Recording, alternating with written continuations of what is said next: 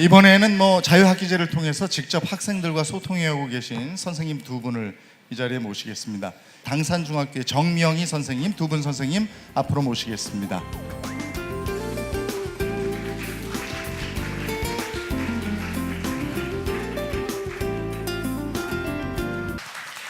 네, 안녕하세요. 당산중학교 교무부장 정명희입니다. 저도 연희중학교와 마찬가지로 2014년도부터 자유학기제 2년간 운영하였고, 올해부터 내년까지 자유학기 일반학기 연구학교를 운영하고 있습니다. 자유학기 운영할 때 학부모님들께서 자유학기제의 좋은 점을 다 알고는 계시지만 또 한편으로 계속해서 걱정과 우려를 나타내신 것도 사실입니다. 저희 학교 운영 사례가 어머님들의 그런 걱정, 궁금증을 해소하는 데 도움이 되었으면 합니다. 감사합니다. 네, 고맙습니다. 지금 학교에서 또 관리자의 입장이시잖아요. 선생님들 또 학생들이 동시에 보일 텐데 학생들과 선생님들의 그동안의 모습을 보면서 어땠습니까? 학교 현장에서는 그동안 교실 수업 개선에 대한 그 노력이 꾸준히 있어 왔습니다. 그런데 그 효과가 조금 미미해서요. 여전히 그 강의식 수업이 절대적으로 많은 부분을 차지했습니다. 그런데 아시다시피 자유학기제는 지필평가가 없습니다.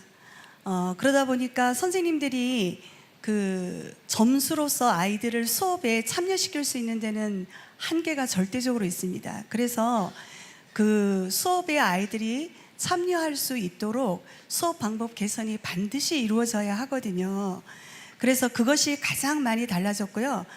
아까 저희 서울시 교육청은 서울형 자유학기제라 해가지고 처음 출발이 중1 진로 탐색 집중 학년제로 출발했습니다.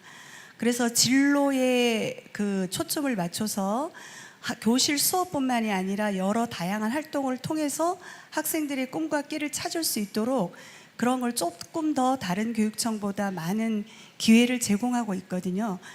그것이 이제 학교 현장에서 나중에 한 학기가 지나고 이렇게 보면 그 결과가 열매로서 나오는 것 같습니다.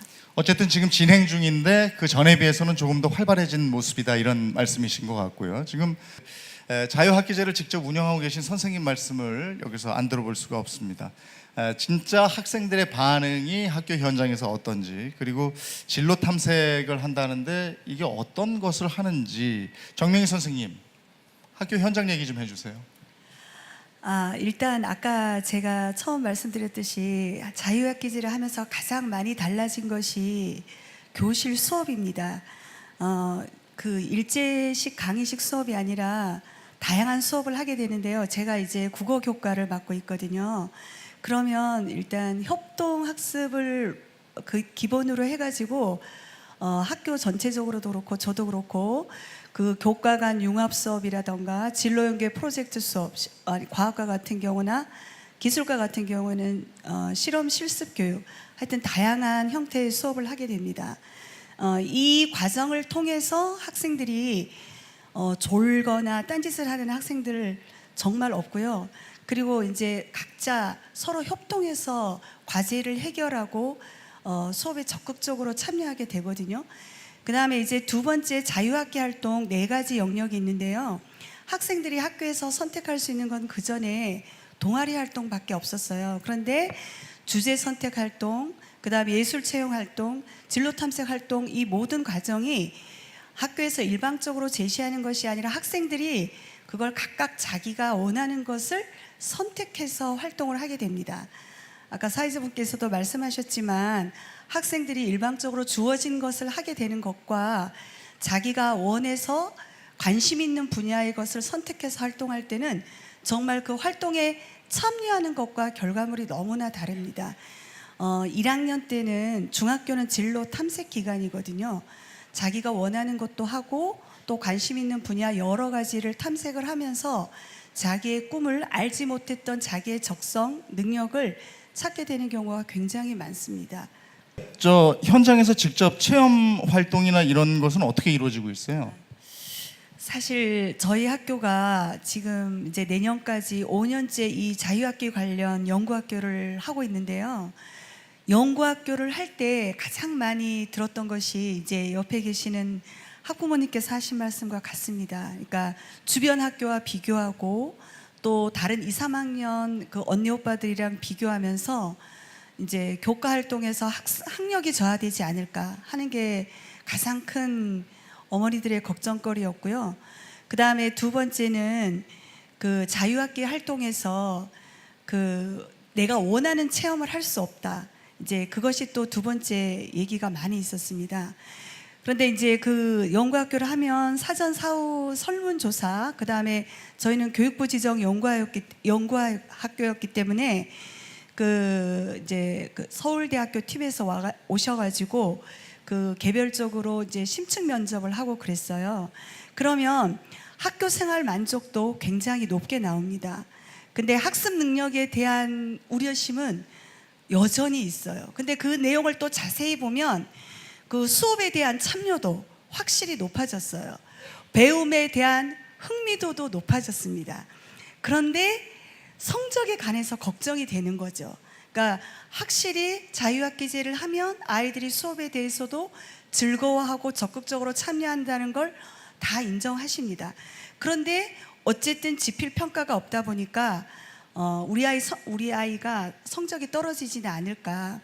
그런데 이제 앞에서도 다 말씀하셨지만 이게 이제 그 지필 평가에 대한 부담 없이 아이들이 적극적으로 참여해서 공부하다 보면 우리 흔히 듣는 그 자기주도 학습 능력이 길러집니다. 그래서 아이들이 이제 그 2, 3학년 올라갔을 때 더 열심히 하는, 그리고 또 하나는 아까 어머니께서 2학기 때, 이제 저희 여기 있는 세 학교는 전부 다 1학기 때 자유학기 집중학기를 하는 학교인데요. 2학기 되면 기말고사를 2학기 전체 범위 내에서 시험 치는 건 아닙니다. 그 이제 지필 평가로 볼 것은 몇 단원을 지정해 주고요. 그 다음에 나머지는 그 과정 평가라고 하는 것을 통해서 하기 때문에 여전히 시험의 양은 중간고사, 기말고사 보는 것과 비슷합니다. 그거는 그렇게 한 학기를 한 번 시험 보면서 한 학기 전체 분량을 하는 것은 아니고요. 그 다음에 그 체험활동지는 사실 1학년은 아까 제가 말씀드린 진로 탐색 활동이거든요.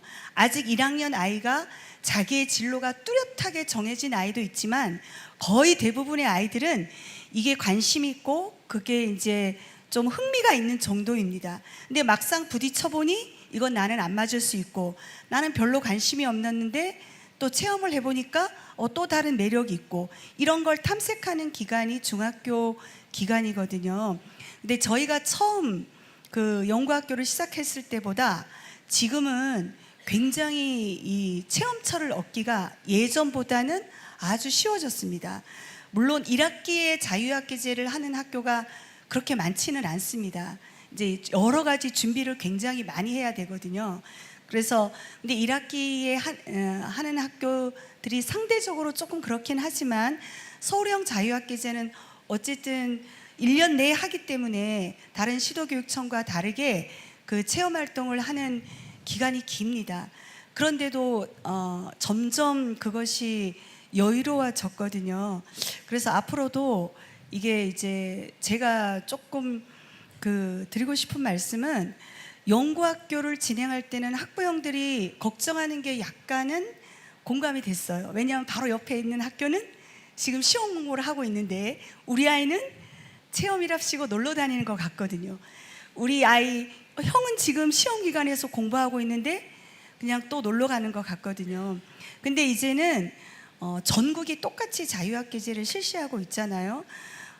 그러면 이 나라에서 판을 벌여줬는데 이걸 우리 아이들이 정말 열심히 활용하면 많은 성장이 있습니다. 아까 그 공부에 있어서도 그렇지만 아까 그 협동학습, 모든별 프로젝트 과정 이런 걸 하면서도 그 인지적인 것뿐만이 아니라 정의적 책임감, 협동심, 배려심, 그리고 갈등 조정 능력, 그 문제 해결 능력, 이런 게 굉장히 많이 길러지거든요. 그리고 내가 미처 몰랐던 나의 특성을 또 알게 돼요. 그러니까 이걸 저는 좀 적극적으로 활용을 했으면 굉장히 도움이 많이 될 거라고 생각합니다. 네네.